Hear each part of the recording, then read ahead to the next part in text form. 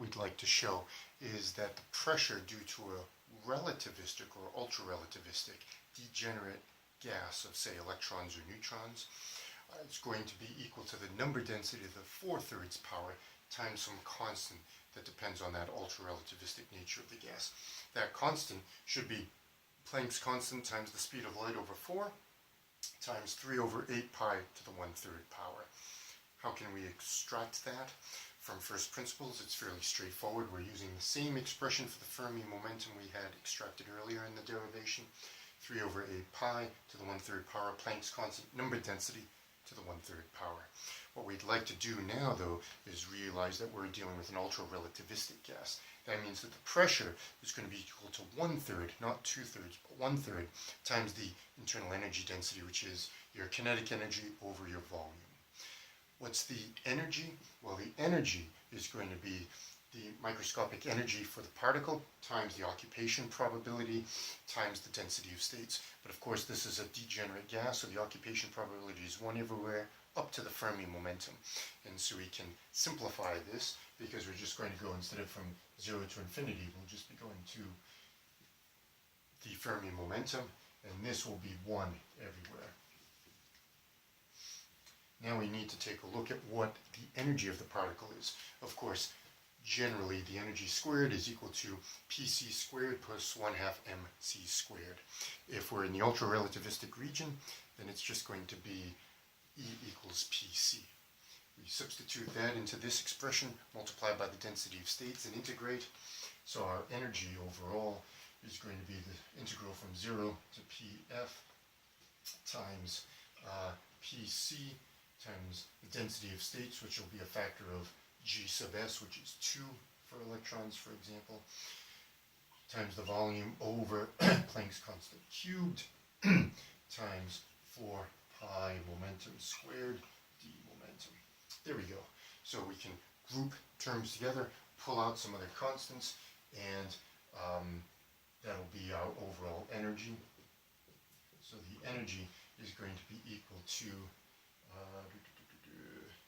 8 pi over Planck's constant cubed CV. P cubed integrated becomes 1 over 4 P momentum to the 4th power. Between 0 and infinity, there's just momentum to the 4th power, the Fermi momentum to the 4th power. That's our energy. To get a pressure from that, the pressure is going to be equal to 1/3, 1 over volume times this, the result of the integral.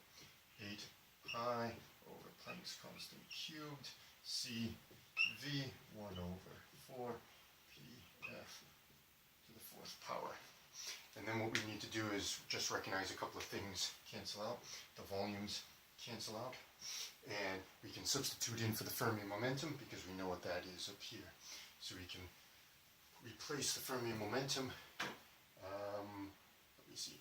I may just simplify this a tiny bit.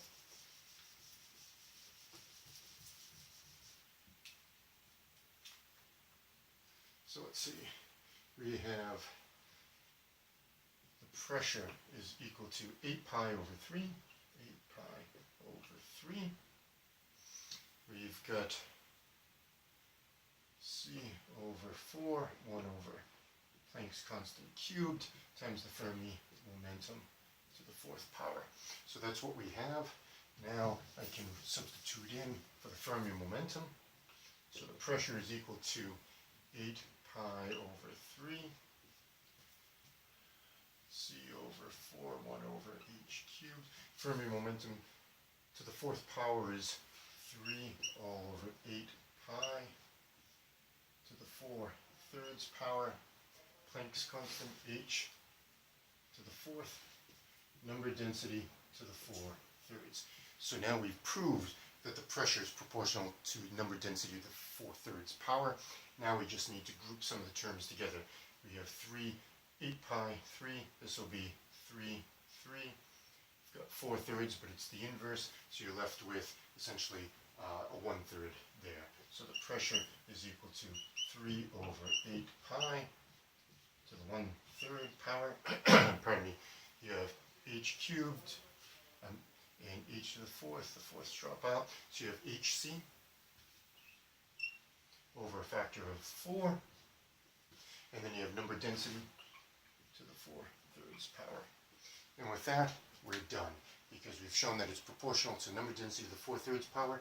This is the constant, the ultra-relativistic constant, which is hc over 4, 3 over 8 pi to the 1/3 power. We're done. I hope that helps.